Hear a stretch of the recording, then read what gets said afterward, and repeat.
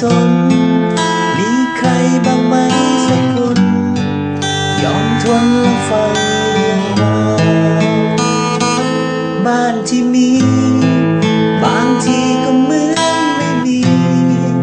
มันคือนรกดีๆบางทีฉันก็ปวดร้าวเฝ้าอิจฉาดูใครก็พร้อมครอบครัวทำไมฉันมีแต่ตัวหวาดกลัวไม่รู้เรื่องราวรู้บ้างไหมในหัวใจมันร้องหาใครสักคนคอยปรึกษาคอยเข้าใจ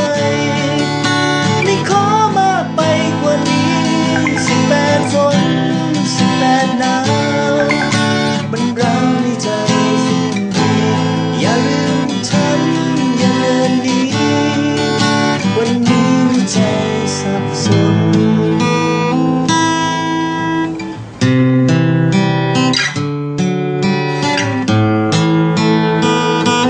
เกิดกำแพง